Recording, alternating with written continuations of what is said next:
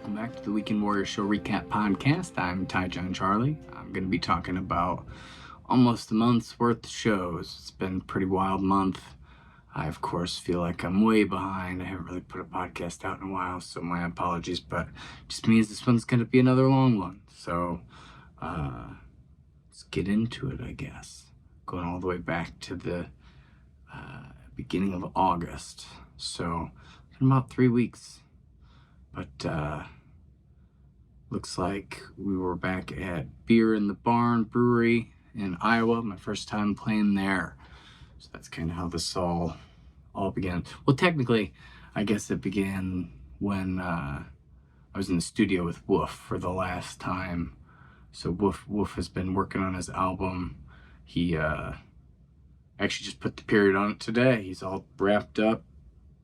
I went with him a couple times to Eclipse to lend my ear and my input, but I think it's finally where it needs to be, and that's exciting. I think I appear on 3 or maybe 4 tracks, something like that, maybe 4. Pretty cool thing. It has 12 features on it, and I get to be one of them, and Lowe's on a song, and bunch of other just amazing musicians, and it's a really cool collaborative effort. So I guess that's where it began, because that would have been like on the Wednesday before the Beer in the Barn. So that would have been that Wednesday, and then that Friday Beer in the Barn. I had 2 Iowa shows in a row, so it's a little interesting.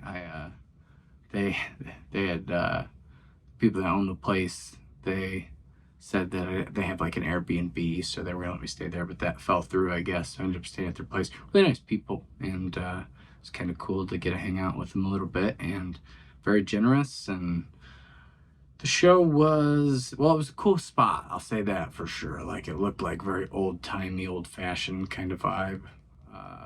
Said one of the oldest barns in Iowa or something, and it was turned into like a little brewery, little bar brewery type thing. And the acoustics were great. I felt like I sounded pretty solid. And I was upstairs, so I had to carry my gear and stuff. But they were all pretty nice about helping me and making it happen. And it was a good time. I played, it wasn't the busiest night, but the people that were there were into it. And that, that makes all the difference. You mix a little bit of me sounding decent with a little bit of energy back from the crowd, and kind of escalates into being a lot of fun, and it really was. And so then I slept at the owners. There were 2 people who own the place. I'm actually wearing the shirt right now. I just realized. Beer in the Barn. But so I stayed at their house, which was like 10-minute drive. Really nice place, and it's just kind of, I didn't really have a whole lot to do the next day, so it was kind of weird. I went to Dubuque, Iowa, because there's a music store there, and I needed some strings. I just thought I'd kind of stock up. And I'd never been to Dubuque, so went there and kind of rode around. It kind of wasn't a huge city or anything, but it was unfamiliar territory. It's kind of crazy how many hills, and it's very rolling, the landscape in Iowa. Like, not what you'd expect, I don't think. At least me, I didn't expect it. And it's just like nice drives. Almost a little scary at times to an extent, but for the most part, it was just like, it was a good time. My car was kind of acting funny, so that was a little extra scary at a certain point. But so I went to the music store. I looked up a bunch of places to eat. I ended up eating at this place that it was like, I don't know, it had a bunch of good reviews. There was like 3 Mexican restaurants. I was like, I'll try the one with the best review. Ended up being kind of just like a generic Chipotle type place. So it was kind of a bummer, but whatever. It was an okay burrito. And then I drove all the way to Bellevue, because that was my show the second night.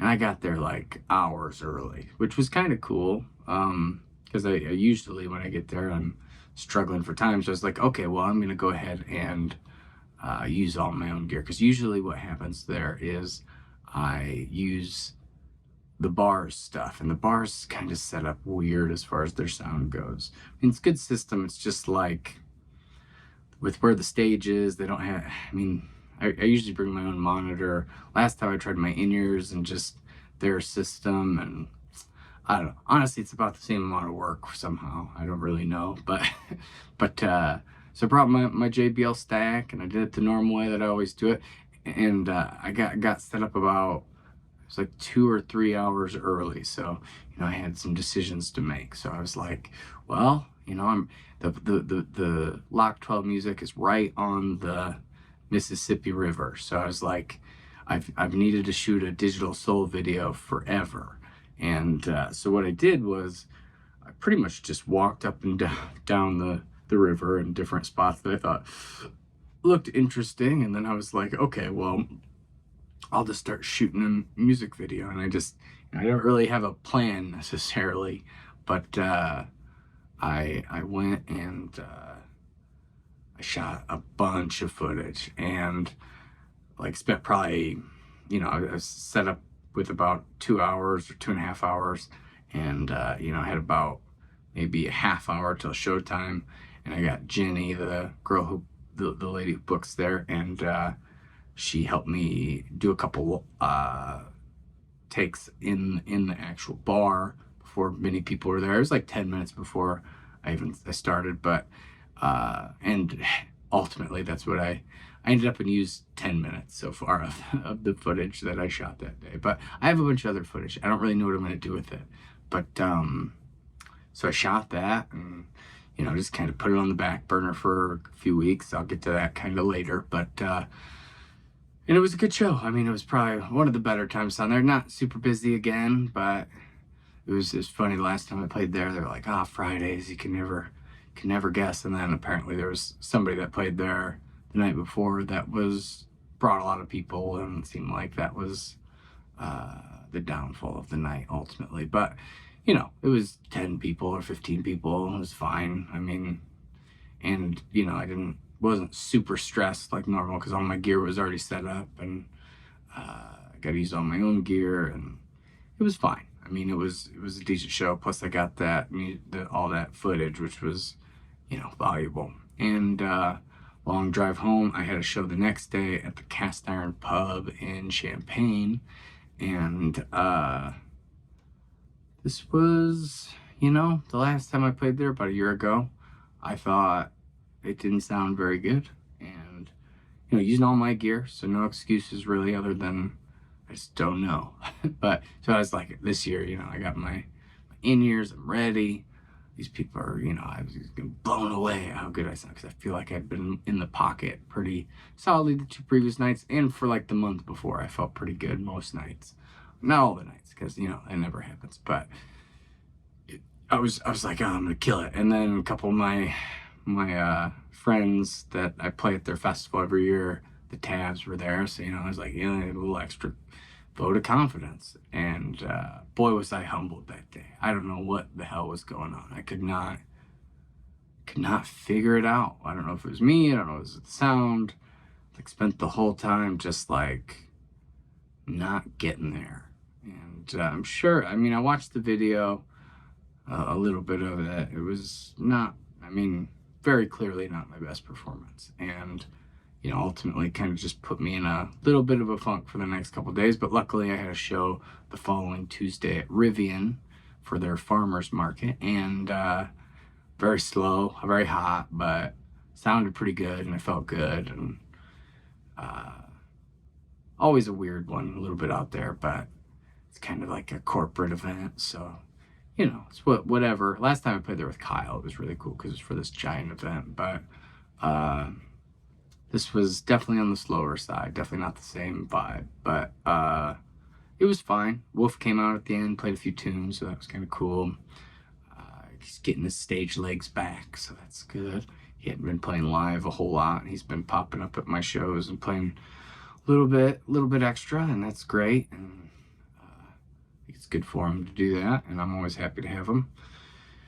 So, that was pretty cool. And then the next night I was at Schooners in Bloomington, and that was probably one of my favorite shows Last time I played at Schooners was pretty cool though too, so I can't really say which one was better. I don't think it was as busy this time, but some good people there, some of their regulars that were, very complimentary, and I felt like, I sounded pretty decent, and I had a good time. Wednesday shows are weird, like I think that it's just Tuesday, Wednesday, Sunday. I mean, they can just, it's hard to kind of get out of your funk sometimes in those days because you're not used to playing shows. So it's like you have to like really pick yourself up, and it was a little tough on some of those, but especially that cast iron. I don't know what the hell was going on, but then that Friday was that cruising. Sounded I thought it sounded really bad. Like I thought it was another one of the ones like cast iron. So I was still feeling like that little bit of, I don't know, funk. I was like, because I mean the show at the farmers market was decent, the Schooners was decent, but it was like they weren't great. They weren't amazing. So I didn't feel like I was all the way out of it. And then that cruising show, I was like, what is going on with me? Like I cannot. And then on that one, like I watched the video after, and it was fine. Like it was not bad at all. I was just getting really in my head about, little tiny notes that, a little flat there, a little sharp there, and thinking it sounded terrible and couldn't get my in-ears dialed in right, or I don't know. I tried a bunch of stuff. Nothing seemed to be quite working, at least in my brain. But then watching the video back, I was like, mostly it was fine. Like I get so bogged down by those little mistakes sometimes. It's hard to like break through, but if you can laugh them off, I feel like that's usually like I played a show tonight and, I made some mistakes, but I laughed through them and it was fine. It was okay. Nobody cared. Nobody notices. You just can't let those really stop you. But sometimes I do. And, well, I guess they don't stop me because I still play the whole show. It stops my enjoyment maybe a little bit. And, but yeah, I mean, it's not always as bad as it seems. Sometimes it is, like the Tuscola one. I think the one at that was not my best. I still don't really know why, but and this was a lot string of shows, so it was like I wasn't really getting why at this point. I should be sounding great, but I don't know if what happens is you get like pickier the more you play, because then you know exactly how all the songs are supposed to sound. You get them more in your brain because you're like in them every day, or it was like 5 shows in 6 days or something crazy, and so then you get more like aware of like the tiny imperfections, and sometimes I think those kind of can kill you a little bit. And then so that would have been Friday, Friday night, and then I had a Door 4 show after that, and okay, so it was I had a Sunday, so I had the Saturday night off, which was weird. I was supposed to have the show. This guy was gonna book it, and he even said like, oh, we'll get you a contract so you get paid even if even if it doesn't work out. And then he just kind of ghosted me. So, but I had so many shows that I just wasn't too bent out of shape about much. I ended up and hung out with some good friends of mine that day, some old wrestling buddies of mine. It was one of their birthday, and it was just kind of a weird, it was one of those things that I would have never got to do because I would have normally had a show. So it was cool to see all those guys and hang. And so then that Sunday, again, I was at Door 4 for the brunch. They set me up in kind of a weird, well, I should say I set me up.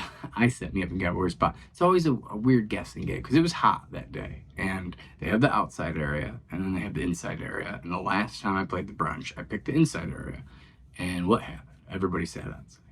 And then this time it was hot, so my gut was telling me I should stay inside. But what I ended up did, they have this like huge garage door, so I just set up kind of.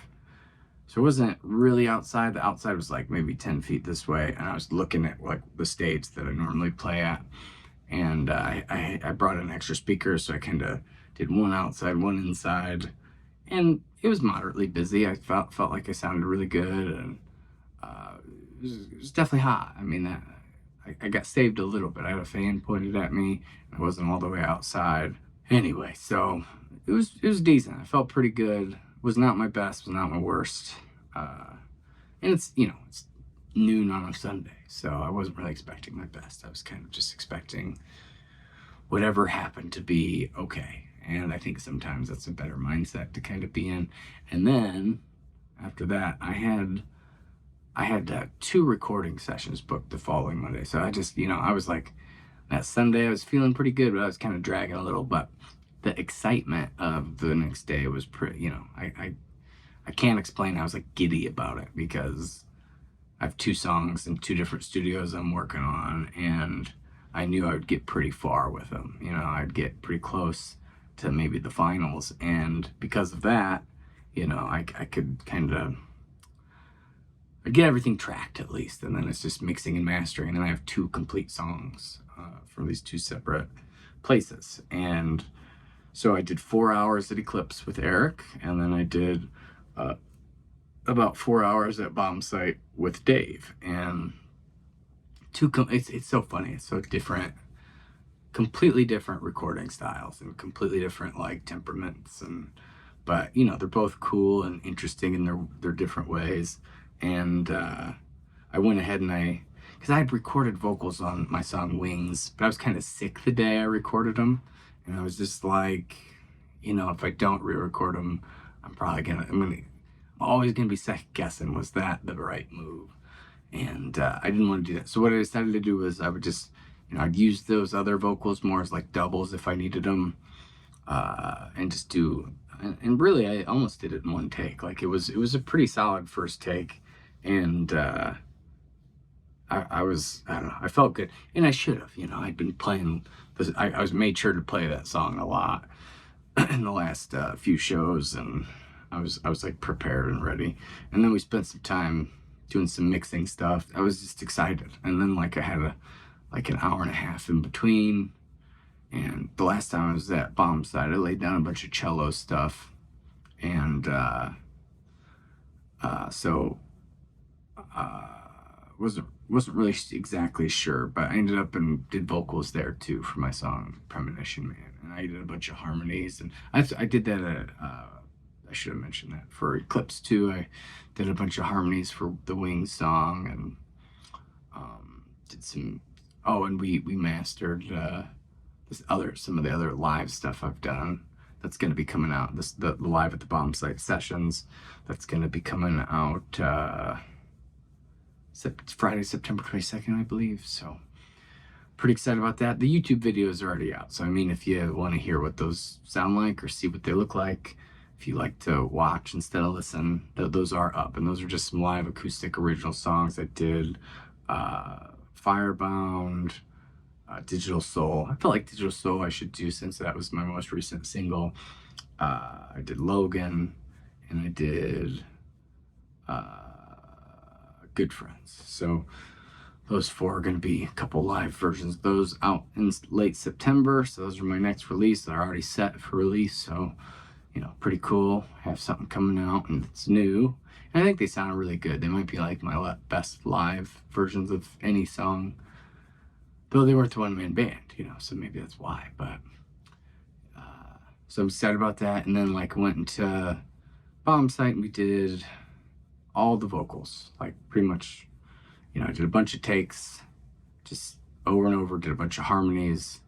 It was I've been practicing the harmonies a lot too, and he actually was kind of saying because usually when I do vocals with Eric, we kind of sit and go through them and decide what's good, what's not, all that. But he wanted to kind of do that on his own at Bomb Site.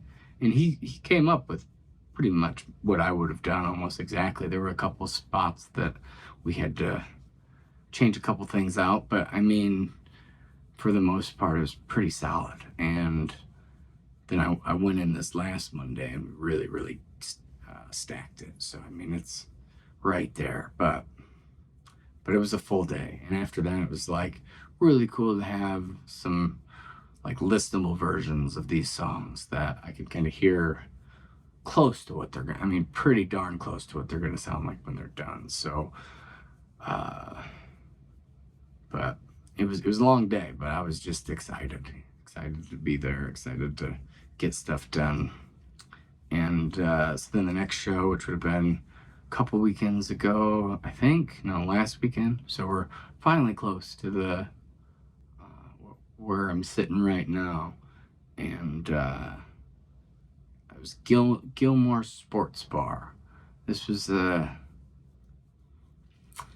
don't know, it's one of those shows where I was excited. I was excited. It was a new place, good people that run it, and really, really generous, really nice people.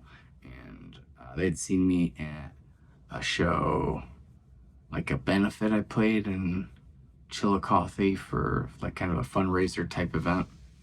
Really classy thing, and they'd seen me there, so like booked me. So I was excited to be there, and I was feeling pretty good that day. And I was like, okay, well, I'm gonna do my full setup. Like I hadn't been doing that maybe the last couple of shows, so I was like, I'm gonna get my organ machine out and my second pedal board and just, you know, go wild. And spent a lot of time setting up, and it was one of those things where whoever was seating the people set six or seven top of older people right up front, right next to my speaker.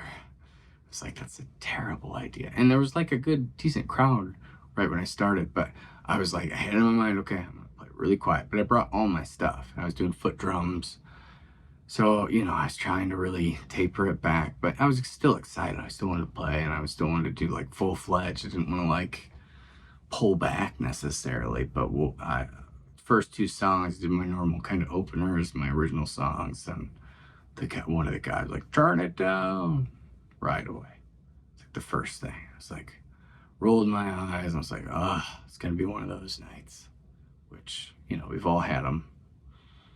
But so I pretty much was just like, well, why am I doing all this stuff? Like, they aren't gonna enjoy it. Like, they're not the right demographic for this type of performance. My full one-man band set up with all my bells and whistles. So I was just like, all right, well, I'm not doing foot drums. I won't play those. Not use any of my extra effects. No organ machine, no boosts, no turn my guitar down, turn the master down. Barely sang into the mic for like probably 30-40 minutes, like doing a lot of covers and stuff that I was hoping that maybe would get them, but, you know, I was just kind of frustrated because I spent extra time like setting all that stuff up, and the person who booked me, you know, they'd seen me in that one-man band setup, so I was like expecting to do that. And you know, eventually they left, but then pretty much everybody else did too. So, you know, that would have been the golden time to really like get people maybe into it, invested into what I was doing. And there was like a little crew there. I played some songs that they really liked and did them kind of full-fledged. But I mean, at that point we were running close to 2 hours, and then I took a break, and then when I got back, just 0 people, which, you know, isn't always a bad thing. It's not, it makes me feel bad for the bar. Like, I feel bad like I didn't deliver, but I don't, you know, it's not like I'm playing in Chillicothe all the time, and I'm trying to get my name out there in Chillicothe. So ultimately I just started playing like some B-side stuff that just like, let's just see how this goes. And eventually a few people came in. I could tell that they were really digging like 90s, early 2000s stuff, so I really just like hammered them with that, and they were really nice. It was only like 4 people, but they were at least were halfway listening, and I don't know, it just wasn't what I was hoping for, which it's just part of the job, I think. You know, you're kind of punching the clock to an extent. I mean, it's still fun. It's not like flipping burgers, you know. I try to keep that in mind. It could be way worse, you know, but obviously you have an idea in your head of what you're hoping for when you set up for like an hour and a half and playing a show for what you thought, you know, was, you expected people to expect you to be there. And it was weird too, because the bar was like in the front room, and then there's like this middle dining room, and that's where I was playing. And I was like, Seems like those people that were at the big table could have just sat at the bar and been fine. But anyway, so, wasn't the end of the world, wasn't terrible, but wasn't like my most favorite night, and that's what I compare everything to. So quite silly to do that, but I do it.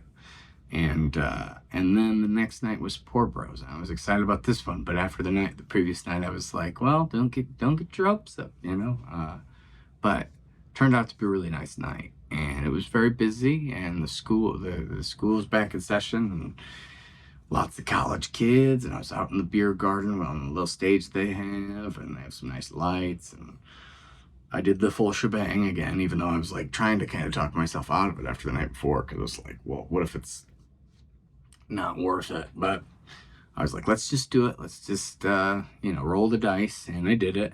And I was very happy I did it. That was the best I've ever probably sounded at Poor Brothers. It was a pretty busy night, but there's specifically like one like seven top to my left that was kind of, younger, into what I was doing, and just kind of, having a dialogue back and forth and engaging. I guess that's the word I'm looking for. They were enjoying themselves and saying things back to what I was saying, and it was more of a dialogue than just me playing at people. And I played a lot of stuff they enjoyed, so it was a really fun night. And I kind of felt like that was like the period on the summer, because it was school's back, it's getting cooler outside. I was looking at my October or my September schedule. It's a little bit thinner than some of my other, and then October is even thinner than that, so it's like I know we're gearing up for the winter is coming, I guess, as they say. And but it was like just a really like fun night, and I needed that one quite a bit, just for my brain, I think, ultimately. But I had a really good time. I got some good footage there too. I used my phone to film the whole thing, and got some good stuff. I think a lot of full. I got a couple good full song takes, which is nice, and some medley takes, which, to get a bunch of songs in a medley okay enough to kind of stack on top of each other is rare. Where you're doing 4 to 10 songs and they all are sounding decent enough to like put them all out at once, instead of just like kind of the single, like the best song or like the clip from the best song. So I'll probably put some of those up on YouTube, because I don't know, and I'm trying to be less picky about stuff, because I don't think it matters. I don't know. I get so in my head about, well, what if I hit that note a little flat, or that sounded a little funny right there. I sped up just a little bit. All those like tiny things that will plague my brain. But I'm trying to be less picky and just get stuff up. Show what I'm doing. It might not be the most amazing, and I mean it's cell phone audio ultimately. So I mean it's not going to be amazing regardless. Cell phone video and audio. So, and so I want to kind of speaking of that, I'll talk about I just released my Digital Soul video those last few weeks. I think that's what's been kind of holding me back from getting this podcast recorded, because I've needed to do it for quite some time, and I've been procrastinating. But I was working on that. It was a lot of footage to kind of put together. I ended up and just pretty much used the takes at the Lock 12. So, I did all the extra stuff at the beginning of doing takes up and down the river. And I mean, I'm still probably going to do something with them. I might just do a whole extra music video with them. I don't really totally know, but so it's like 10 minutes of the filming out of the 2 hours. Pretty much what I ended up. But I did a lot of fun stuff with it, and I don't know. I had a few people tell me that it looks pretty professional, and to say that from a cell phone. And I recently it must have been a year ago, 2 years ago, something like that. I invested in a Mac mini computer, like desktop, and got DaVinci Resolve and CapCut and a bunch of editing software. And now I got the iPhone that has the 4K, and I've been working on getting better at that. I try to put out 4 or 5 videos a week. They all aren't maybe amazing, but I'm trying to figure it out. And with this video, I had a few people tell me it was the best one I've ever done, and I had people that thought it was like professionally done, and so that was kind of like a nice pat in the back for all the hard work that I've been. So that was cool, and that's out on YouTube. So anybody wants to see it, go check it out. It's very digital looking, I guess. I don't know. I tried to keep that idea involved as much as possible. Originally, I was going to be like try an AI video, but something that just didn't quite click with it. Like I don't think it's there yet or something. I did another one recently with some of that auxiliary footage in front of the Mississippi, and I mean it's kind of cool, but it's just like, since I'm essentially singing and I'm doing the AI interpretation, like the mouth always looks super weird.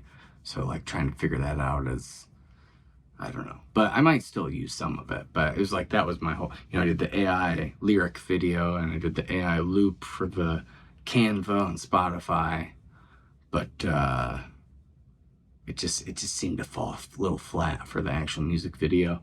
And I don't know, I was a little like, I don't know what to do. Like that was kind of a lot of it too. I procrastinated because I didn't have any great ideas. I was planning to lean heavily on the AI, and then I did one kind of rough version of it just to see what it would be like, and it was like not great.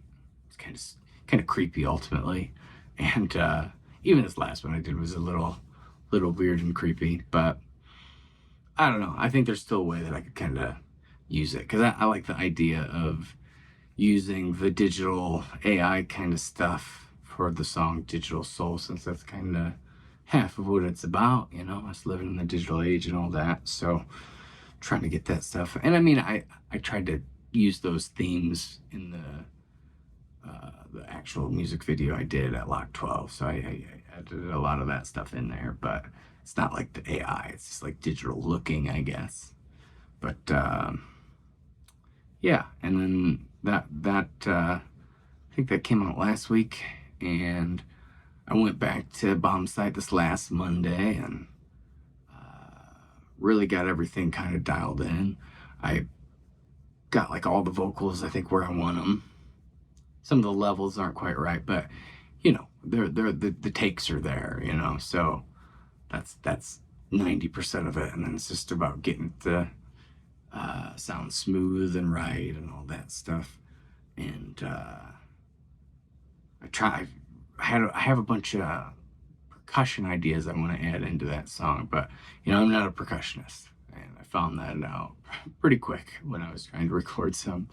But I'm practicing this week.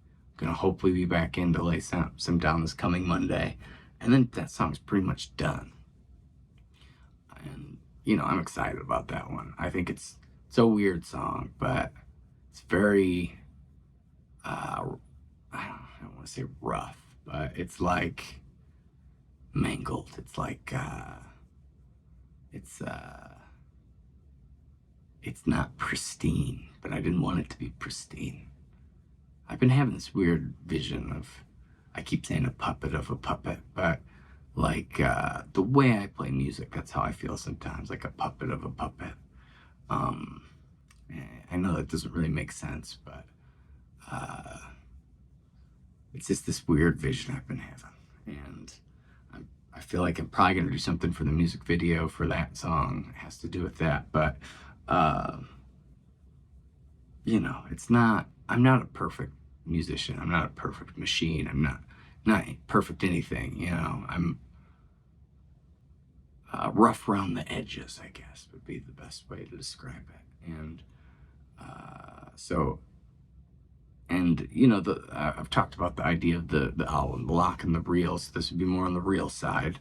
the Wings song I'm working on with Eric Eclipse be more on the lock side. So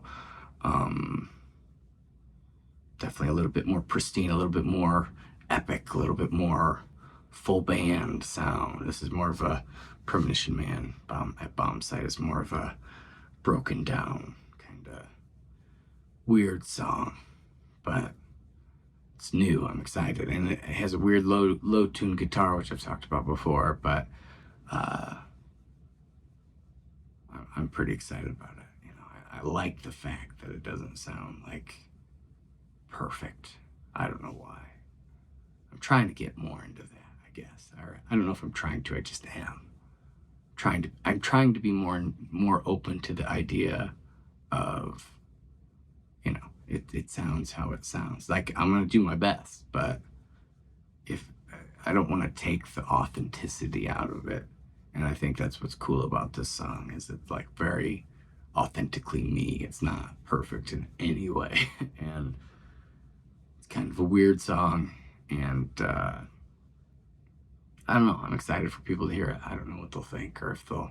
Probably most people won't care, but you know, I'm just pumped to have like an actual a good version to show people, and then I'll have the Wings song to show, and then you know I might have 4 to 6 more songs I'm gonna do before I complete the album, which just seems so daunting, but it's so slow. I don't know. I wish that I had unlimited funds and knew everything about recording so I could just do it all myself. But, you know, with the Magic song, I tracked it all myself.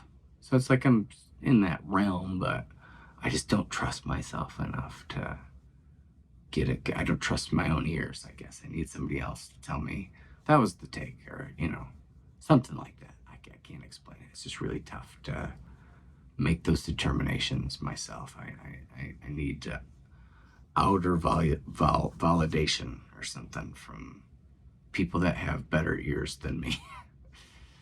Or just haven't sang the song 1,000 times, so you don't really know what's better, this one or this one. You know, what's the rub? Which one's the one that? But and this last week, this would be it's Wednesday right now. Last night I played an open mic in Pontiac at, I think it's called Look Alive, or it's the old Duffy Funeral Home, which was, you know, it's Pontiac, my hometown, and I heard they were doing an open mic, and I was like, I need to go and support, because I would have loved to have an open mic when I was living there and younger, and a place to go play music every week. I don't know if they're going to do it every week, but I hope. I think it's a cool thing. I think the whole space, the whole people that run it, I think it's Mike, Jan, and Steve are the 2 guys that are running it, and they just seem like they genuinely are good people, and they want to support cool stuff. And they're kind of into the horror thing, I think, a little bit. So like having the, you know, it be an old funeral home is kind of part of its pull for them. But it's just like this huge house, you know. It's like a huge house before it was a funeral home. But it was fun. I had a decent sound system. It looked kind of cool. Ryan Wolf came with me. My brother showed up, hung out with some other people I knew, Joey Monahan, some people I didn't. Tim Dial. I'd never seen him play before, but I always heard about him. He was really good. And some younger people and some older people, and some people there to just watch. And I just, you know, part of me wanted to just go and plug and play and see how I would handle it. And I think it sounded pretty good. It wasn't. I always feel like that's like a weirder way for me to perform. Like I can play unplugged, no problem. I feel like I can usually get it to sound pretty good that way, and I can play with all my several different iterations of my gear and my crate, you know, all the way from simple, just like foot drums and guitar, to foot drums, bass, guitar, foot drums, bass, my new infinite sampler, and then my organ machine, and, you know, my separate boosts and my mutes and my bass, and just all sorts of crazy toys. And I can usually but just for some reason, just one mic, no, I don't have my vocal pedal, and which without when I'm playing acoustic I don't either. But it's singing a mic just naked just is always a little weird to me for some reason. Um, and then just acoustic guitar plugged straight into the soundboard. So, and I think I did play pretty good. I do think I sped up a little bit, like I rushed some of the songs, but nobody knows because they've never heard my songs before. I played all originals. That was another reason I wanted to go. It's just to do set like that because I hadn't done that in a while, and it went pretty well. It was fun. I think I played like 5 or 7 tunes. Everybody there was very supportive, very nice, and seems like they all have like just it seems like they want to make it kind of into a community center type place, doing lots of big events like that, and just trying to get people to have something cool going on anytime they want. And I think that's an awesome idea and not a bad thing for Pontiac. So, and like I said, the people that run it, own it, seem very genuine and good-hearted people. So they were just excited. They were excited about everything going on. So,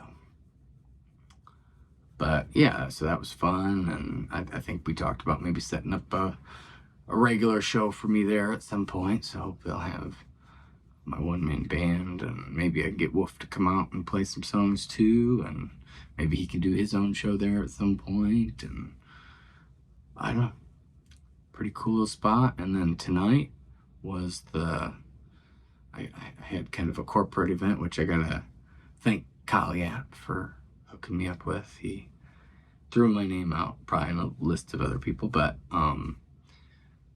got me a good show and really nice people running it. It was a corporate event, so you never really know how dry and stale it's gonna be, but it was pretty fun. It was pretty laid back, but I kind of expected that. I very, very volume conscious and very cover centric, and that's just kind of how those things go. But everybody there was pretty chill, and just I got a lot of free food too, so that's always a bonus. And I don't know, the lady who ran it was very nice, and just good vibes all around. And I was looking at my calendar over the summer. It was from May to August, 55 shows, which roughly, with breaks and stuff, probably close to 150 hours of playing. Pretty wild, pretty crazy summer. I mean, that's just 4 months. So, I mean, I know the rest of the year isn't that busy. Sometimes it gets busy in April and September and October a little bit too, but 55 for 4 months. So I'm saying that isn't like the average for 4 months. It's like on the higher side, probably closer to 30 most of the time. But it's been wild. It's been a crazy summer, and I'd be lying if I said I enjoyed every second of every show, because that's like impossible. But there were some real bangers. There were some good times. Lots of driving, lots of car time. All over Illinois, sometimes in Indiana, sometimes in Michigan, sometimes in Iowa. And I don't know, it's a pretty crazy lifestyle to be living. It's a lot of these things I do, pretty much on my own. I'm not saying I don't get help from people at times, and people definitely support and stuff, but I don't know, it can be exhausting. I mean, I definitely feel it more this summer than maybe I had in the past, of like just being like worn out, but it's doing something I love, so it's like such a weird place to be. It's like I'm not jaded by it. Like, I'm excited every time I show up anywhere. Sometimes I think it's more the setup than the teardown. Like, some of those days where I was doing like 3 shows in a day, the setup, teardown, setup, teardown, setup, teardown, and drives in between all of them. It's just like, it can be a lot, but it could be way worse, and then you run into the car mishaps, because you got to have a solid car to be driving all over the state and all over the Midwest, and that can cost you, and that can be very frustrating. But I'm just really, really appreciative of the time I get to do the stuff that I love the most. And mean, it's crazy to think about. If I would have told myself that, you know, you always get to a spot where you're like, you know, I wish that I was here. You're always there. You're always like at that spot. I wish I was somewhere else. You know, I wish I would, if I would have told myself, you know, 10 years ago, I'd be making a living playing music all over the Midwest. You know, it's a pretty cool thing. And I try to keep that at the front of my mind as much as possible, even on those rougher show days or those long drives. Honestly, I don't think I have it in me to do anything else. Like, I don't, I just wasn't, I don't feel like I was, I don't know. I just don't feel like I was built for that 9 to 5. And I did that. Don't get me wrong. I did it for a long time. I did the full-time job and musician on the side. And, maybe too long. Maybe I did it too long. Maybe that's why I'm kind of stuck to an extent. I don't know. But, you know, 10 years over at Kidder Music, worked at Steak and Shake before that. Lots of other jobs before that. I mean, I've had a job since I was in 7th grade. So then to be where I'm at now and just playing music is such a long road to get here. And, you know, I still have those days where I'm like, I wish that I was doing this maybe a little bit more, or like, but, or like I could record a whole album at some point in like one setting, you know, not do one song at a time. But it's still pretty miraculous that I feels like a trick, like I'm getting away with something. And if I keep that in my mind, I keep that in the mentality, like if I make a mistake, like, it's fun. It's fun. Like, it's supposed to be fun. I'm going to screw up sometimes. Like, it's going to happen. And that's okay. Every song isn't going to be perfect, especially, you know, I'm the one doing it. You know, I'm the musician. I'm not a miraculous guitar player. I'm not a miraculous singer either. I'm not anything above average pretty much at anything I do. I think I'm average at a lot of music related things, maybe. Maybe that's where my, and I have a inability to give up. And you know, I've seen some bad things throughout doing this over the years, but I maybe I've been discouraged, but I've never been broken. And I'm gonna keep showing up. I just don't think I'm just a musician. I think that's what it is. Like, I think there are people who play music and there are musicians, and I honestly just couldn't do anything a different way. Like, I don't know how I'd get out of the bed in the morning if I wasn't doing this. It keeps me young, keeps me alive, keeps me moving, keeps me growing. I think that's a big thing. And this summer was definitely pretty epic in a lot of ways. I had some really cool stuff that happened over the course of the 4 months. Lots and lots of shows, lots of meeting new people, playing new places. And yeah, I might not be exactly where I want to be, but I'm in a pretty good place. I'm in a, I don't know how, but just gotta, you know, tie the chillers that keep that nose to the grindstone. And what was the rest of that? Oh, never mind. But it's just been a wild summer, and I hope that it keeps getting wilder. You know, I want to do crazier things. I got a festival coming up in the end of September. Well, I got one coming up this weekend, but that's the one I do every year, Tapapalooza. And then I have a festival at the end of September down in the Ozarks. So that'll be interesting, an adventure. I'm always up for adventures. That's the name of the game for my life, I think, is I'm trying to see what interesting things I can do. Where can music take me? And you know, I get to do an all original set at a big music festival in the Ozarks. Never been to the Ozarks, so I need to venture out a little further, I think. I just got to keep pushing the boundaries and keep, you know, just keep at it, keep going. There's no stopping. There's no rest for the wicked. There's no break for the musician. You just got to keep going, keep playing live, keep recording, keep learning new instruments, keep learning new songs, keep writing new songs, keep playing the old ones, keep, all that stuff. Just keep going. And, I don't know where I'm going to end up with all this, but I'll know that I tried as hard as I could to make this all happen. And I got some cool shit to show for it ultimately. I got some good recordings, some good gear, some know-how, that's for sure. But every year you just learn a little more, you try to do a little better. I think that's all you can do. Maybe someday some people will recognize that you're working hard and you're adequate. I don't know if I'm great, but I'm adequate. Maybe I can trick people into thinking I'm okay and stuff. I don't know.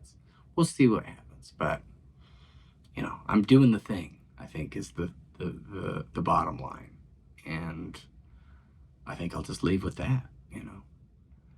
I got to remember that I'm in it. I'm doing it. The journey is the destination, as they say. Like, it's pretty crazy wild ride, and I'm on it. I'm in the middle of it, and I don't know where it's going.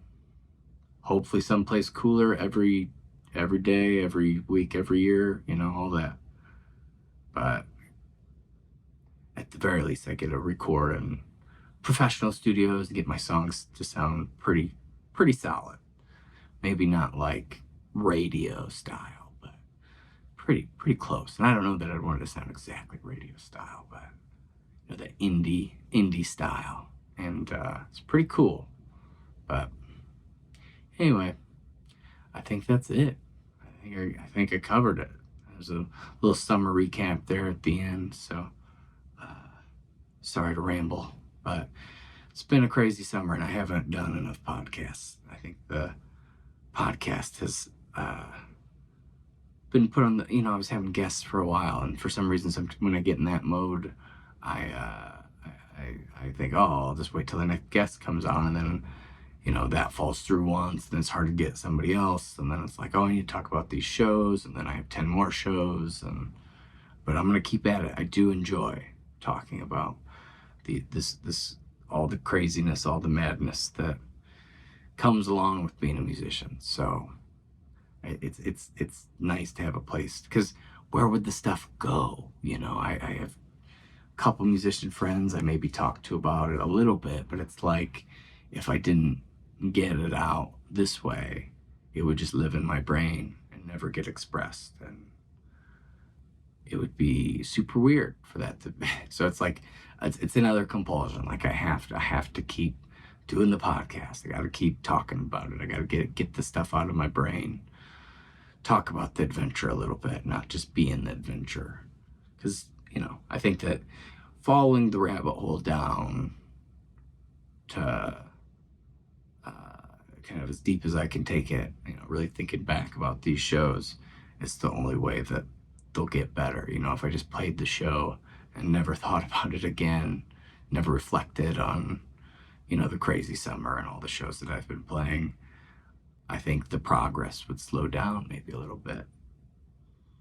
And, knowing that I'm going to have to talk about it at some time, I clock stuff maybe a little bit more. I registers things that, I'm going to talk about that, and this is why, and chase down that topic a little bit and kind of try to get to the bottom of some things. I don't know that I ever will get to the bottom of anything, but again, it's just nice to have it not live kind of abstractly in my brain. So I think it's good, and I don't think anybody probably listens that much, but that's not really what it's about.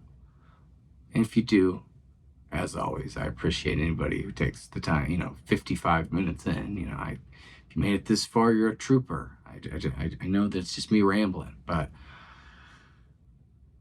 I needed it, you know what I mean? Like, I needed to get that stuff off my chest, talk about that stuff a little bit. It's good for me, good for my brain, clears some of the clutter. And I've had some people kind of be interested in being guests, and I hope to, I don't want to say any names yet in case they don't make it on, but it'd be cool if a couple of them actually did. I'm excited if I can make those happen. Having the guests is nice too. So anyhow, appreciate everybody who gives me the opportunity to let me keep doing this. Listens to me in so many different ways, and the podcast, the music, the clips, the videos, all that stuff. Super, super kind of anybody who spends any time supporting or just listening, or, not even liking, just listening. I know hitting that like button is hard sometimes, but if you even just listen, that's generous. There's a million things you could be taking your time on. So I really do appreciate it. And I'll just talk to you on the next one. All right. Have a good one.